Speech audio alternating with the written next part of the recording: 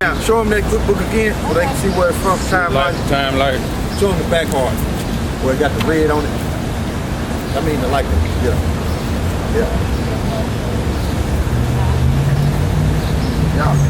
Well, there you go.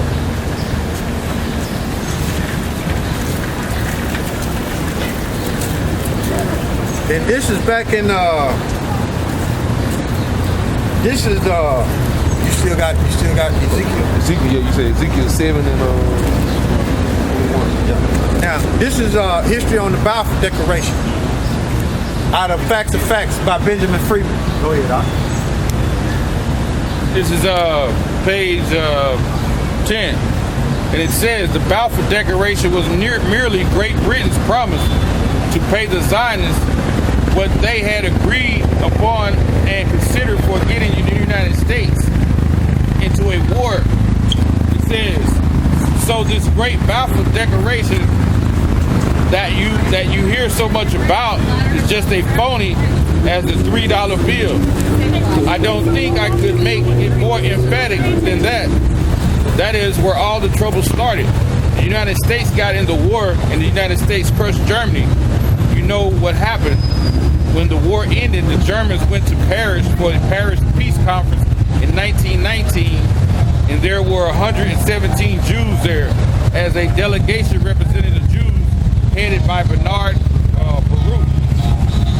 I was there. I ought to know not what happened. Question. Now what happened? Question. The Jews at the peace conference, when they were cutting up Germany and parceling out Europe to all these nations who claimed a right to a certain part of the European territory, said, how about Palestine for us? Yeah, that's what they were saying. How about Palestine for us? So that's what them so-called Jews were saying, right? Go ahead. It says, and they produced for the first time to the knowledge of the Germans this Balfour Declaration. See? So it started in World War I, but it was brought forth in World War II. Okay? Made known to the public. Go ahead. So the Germans, for the first time, realized, oh, so that was the game. That's why the United States came into the war. The Germans, for the first time, realized that they were defeated and suffered a terrific reparation that were slapped onto them because of the Zionists wanted Palestine and were determined to get it at any cost. That brings us to another very interesting point. When the Germans realized this, they naturally resented it up to the time that the Jews had never been better off in any country in the world than they had been in Germany. So they were living it up in Germany, man. They were living it up, but it was all for political gain and to deceive the masses of the people, and it was prophesied that they were going to be put in that land. Give me Ezekiel 7 and 21. all right, this is Ezekiel 7 and 21. And I will give it unto the hands of the strangers for a prey. All right, the strangers, when you look that word up, it means the enemy. Matter of fact, look it up. Look up that word strangers in Ezekiel.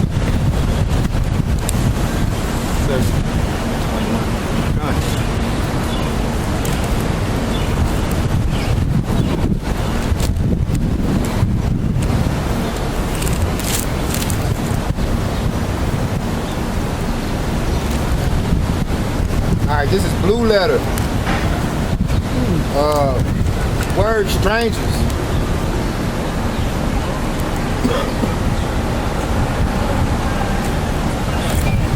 Hebrews 21 and 14. The Hebrew word is zura. To be strange, be a stranger. To become estranged. Strange, another stranger, foreigner, an enemy. An enemy. So read that in Ezekiel. All right, this is Ezekiel 7 and 21. And I will give it into the hands of the strangers for a prey. Into the hands of the enemy. For a prey. See what you got? And who is the enemy? Them gutter rats, man. Come. So-called Jews over there. Go ahead. And to the wicked of the earth for a spoil. Hey, to the wicked of the earth for a spoil. Job 9 and 24. That's right. Go Okay, go ahead. And they shall pollute it. And they shall pollute it with all abominable acts. You got Tel Aviv over there. That's right. Pink City, Kosher Port. Kosher Port, yeah. Okay, that's what you got over there.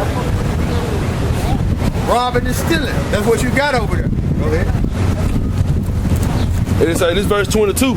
My face will I turn also from them, and they shall pollute my secret place, for the robber shall enter into it and defile it.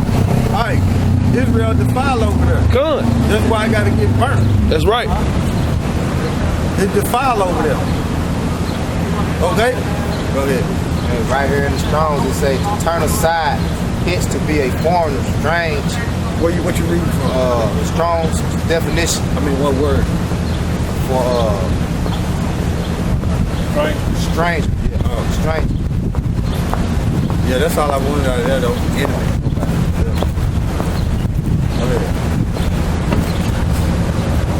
Oh, you want some more? Yeah. All right. It on that? Well, some more. All right, so this is a little bit more. All right, this is verse 23. Make a chain, for the land is full of bloody crimes. The land is full of bloody crime. Go ahead. And the city is full of violence. And the city is full of violence. Ain't no peace over there. Come. Nothing but violence over there. That's right. Okay? Verse 24. Wherefore I will bring the worst of the heathen, and they shall possess their houses. I will also make the pomp of the strong to cease, and their holy places shall be defiled. Yeah, the pride shall cease, man. Okay? Their pride shall cease, man. They thinking they got the whole world in their hands, man. That's gonna be shut down, man. They in that land, they telling the world that they the Jews. That's gonna be shut down, man. The Lord coming back to destroy them, man. That's right. Okay? He gonna blow them out of that land. Come. Okay? That's it on that. All right. God. Finish this up. It says, up to the time the Jews had never been better off in any country in the world than they had been in Germany. Maybe 100 times as important in industry and finance as is Bernard Baruch in this country. You had Mr. Ballin, who owned the two big steamship lines in northern Germany, Lloyd and Hamburg American lines. You had Mr. Revelations 2 and 9 and 3. All right. Blackroder, who was the banker for the Hohenzollern family. You had the Warburgs in Hamburg. You had the Warburg. That was part of it. That was part of the Federal Reserve. That's right. Down there in Jekyll Island, in Georgia, starting in 1910. But it was brought to the people in 1913. He was part of creating the Federal Reserve. The gutter rat, the Warburg. Go ahead. You had the Warburgs. You ever see that movie, Annie? It's a Hard Knock Life, the old one. Well, when she is adopted by by Warbucks. That's talking about the elites, man. They showing you that movie, man. About Warbucks, man. Go ahead. It says you had the Warburgs in Hamburg, who were the big merchant bankers, the biggest in the world. The Jews were doing very well in Germany, no question about that. The Jews felt, well, that was quite a sellout. This Revelation 2 and 9. I know thy works in tribulation and poverty, but thou art rich. You got it out. He said, he said, thou art rich, right? We're not rich monetarily, but we're rich because we have the scriptures. We have the spirit of Yahweh Shem Yahushua with us. Go ahead. And I know the blasphemy of them which say they are Jews and are not. You know the blasphemy of them which say they are Jews and are not. Go ahead. But are the synagogue of Satan. They are the synagogue of Satan. So who said they are the Jews? They were the Khazars that said that. Come. So the Lord is telling you in the scriptures that what they're doing is blasphemy. Saying that they're the chosen people. That's blasphemy, man. Go ahead. Verse 10. Fear none of those things which thou shalt suffer. Fear none of those things which thou shalt suffer. Behold, the devil shall cast some of you into prison. Them same Khazars, right, who in charge of everything, they gonna try to cast some of us into prison, right, when time of martial law get here. That's right. That ye may be tried, and ye shall have tribulation 10 days. Yep. Be thou faithful unto death. He said, be faithful unto death, man. Be faithful. You know? Y'all busting y'all shy. Don't sell out, right? That's right. Unto death. Go ahead. And I will give thee a crown of life. Say he will give you a crown of life, man. He gonna raise you up, man. He gonna give you power, man. 3 and 9. Yeah. All right, this Revelation 3 and 9. Go ahead. Behold, I will make them of the synagogue of Satan, which say they are Jews and are not, but do lie. It said they do lie, right? Go ahead. Behold, I will make them to come and to worship before thy feet. He said he would come and make them to worship before our feet. And to know that I have loved thee. And know they gonna know that he have loved the real Jews, the Negro, Latinos, and Native Americans, right? All right, verse 10. Behold, thou hast kept the word of my patience. So he said he know the blasphemy of them that say they are Jews, man. Go to Deuteronomy 28:68. Because if they are, this is supposed to apply to them right here. What's up, y'all? How y'all doing? Go ahead. All right, this is Deuteronomy 28 and 68. They are the Jews, right? And that's true. The Bible already says it's a lie, right? This right here is supposed to apply to them, right here. And the Lord shall bring thee into Egypt again with He ships. said the Lord shall bring thee into Egypt again with ships. Now when you go over there, when we were in the wilderness, right? We left Egypt to go up back to our homeland, Israel. You don't need no ship. Come. It's a voyage on foot. Right? Go ahead. By the way whereof I spake unto thee. Now, Egypt, if you go, it's Egyptos meaning bondage. That's right. Right? So what that's talking about, the Lord said he's going to bring you into Egypt again with ships, is he going to bring you to America. Cargo slave ships, transatlantic slave trade. That was a prophecy right there. Right?